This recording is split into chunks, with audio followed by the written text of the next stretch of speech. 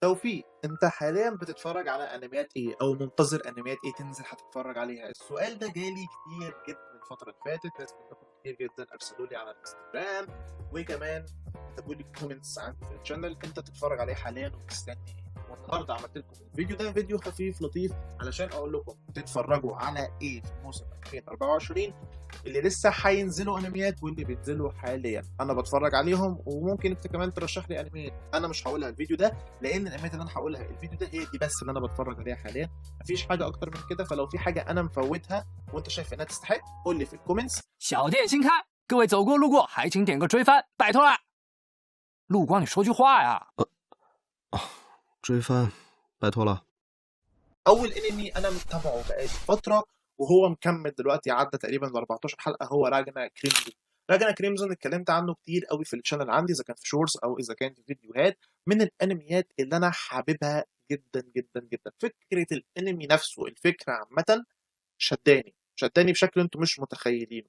فكره انه في بطل شاف نفسه في المستقبل واخد قوه نفسه المستقبليه من خبرات ومن قوه جسمانيه، والقوه بتاعت الانمي نفسه من غير حرق عشان ما احرقش، ورجع ليها في الزمن اللي هو فيه عشان يحموا اعز صديقاته، ويذهب بقى يقابل كريمزون ويذهب عشان يقاتل التنانين. واحنا في رحلته دي بنشوف بيقابل مين، بيقف مع مين، ضد مين، وبنشوف اشكال التنانين اللي كانت رهيبه، تصميم شخصيات وفيلنز ليها بعد مش طبيعي.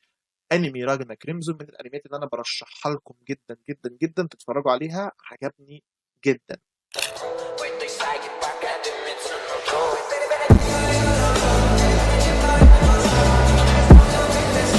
تاني انمي واللي هو طبعا كل الناس بتتفرج عليه حاليا هو سولو ليفلينج.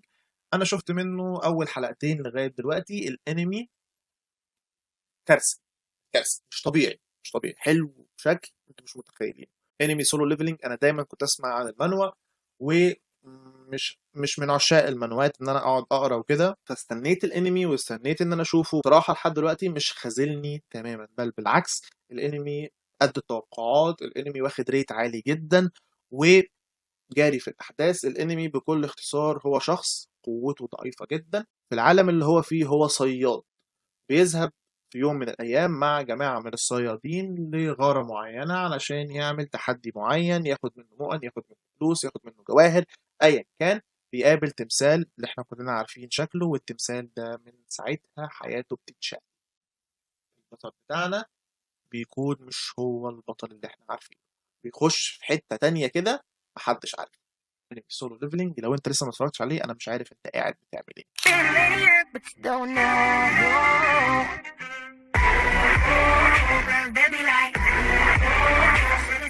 انمي ماشل سيزون 2 اللي نازل، وانمي ماشل من الانميات اللي ليها قصه معايا. انا غالبا هكون نزلت فيديو اتكلمت عنه. انمي ماشل انمي رهيب، كوميديا اسطوريه، اكشن وتحريك مش طبيعي، تنوع في القدرات خطير خطير خطير. شخصيه ماشل شخصيه جذابه بشكل مش طبيعي، تبقى عايز تتفرج عليها تضحك على فهوتها وغبائها. انمي ماشل من الانميات اللي انا برشحها لاي حد كان شاكك فيه. ودايما ما تحكمش على الانمي من عنوانه، من اشاعات زي ما انا عملت مع انمي ماشل.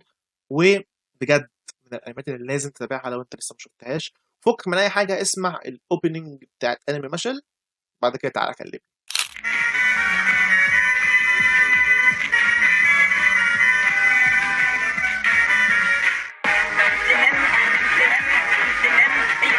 انمي ذا اندد انوانتد ادفنتشرر، واحد من الانميات اللي فكرته شداني، فكرته خلتني اتفرج عليه مش اي حاجه تانية. يعني انا قريت كده الفكره بتاعته وعلى طول رحت اتفرجت عليه.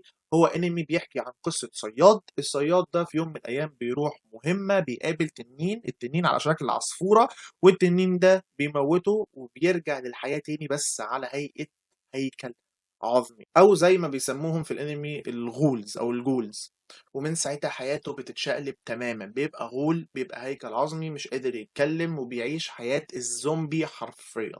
وده اللي شدني للانمي، وبجد هتابعه للاخر، واحتمال اعمل لكم فيديو مراجعة ليه. اللي عايز كده يقول لي تحت في الكومنتس. ولو انت لسه ما شفتش ذا انوانتد انديد ادفنتشرر روح شوفه لانه انمي يستاهل.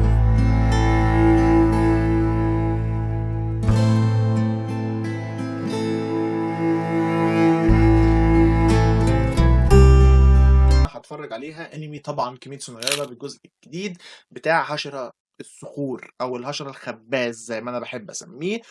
انا مستني الجزء ده من كيميتسو نو يايبا. طبعا كيميتسو نو يايبا هل يخفى الخبر، ديمون سلاير، قاتل الشياطين، تانجيرو، طبعا كل الناس عارفاه. ده واحد من الانميات اللي انا مستنيها وهينزل في السنه دي، فانا مستنيه اكيد هتفرج عليه.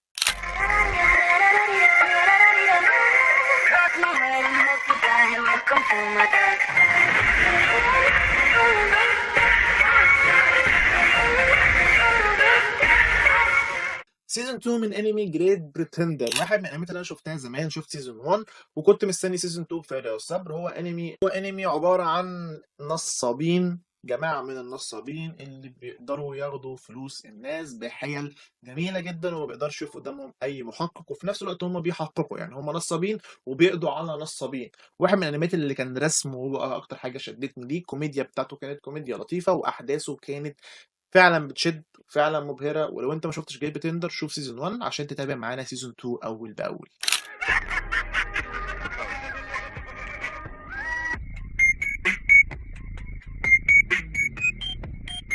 واحد من الانميات برضو اللي انا مستنيها هو انمي تاور اوف جاد. انمي تاور اوف جاد انا مستني سيزون 2 بعد اللي حصل في سيزون 1 اللي كان انمي كان اقل من التوقعات نوعا ما، مع اني كنت مستني منه الكتير والكتير والكتير. ولكن الحدث الاخير هو اللي كان هوك للناس كلها، اللي اكيد هيكملوا سيزون 2 بسبب الحدث ده، وهو خيانة راهيل.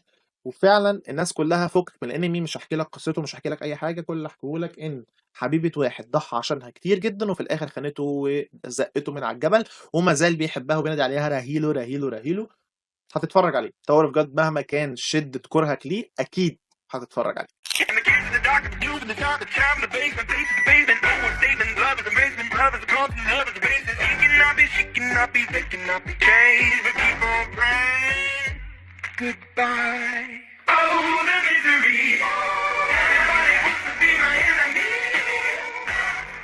واحد بقى من الانميات اللي انا استنيته كتير جدا، هو انمي شفته زمان جدا جدا جدا جدا واستنيته، وهو بالنسبه لي احلى من انمي باكي.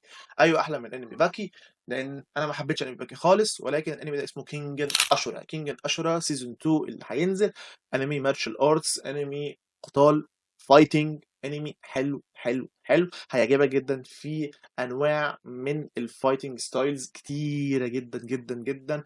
البطل بتاعه بطل قوي جدا، مشكلته انه رسمه CGI. رسم لما تتعود عليه هتحب الانمي، لو ما تعودتش عليه فانسى، مش هتعرف تتعود عليه.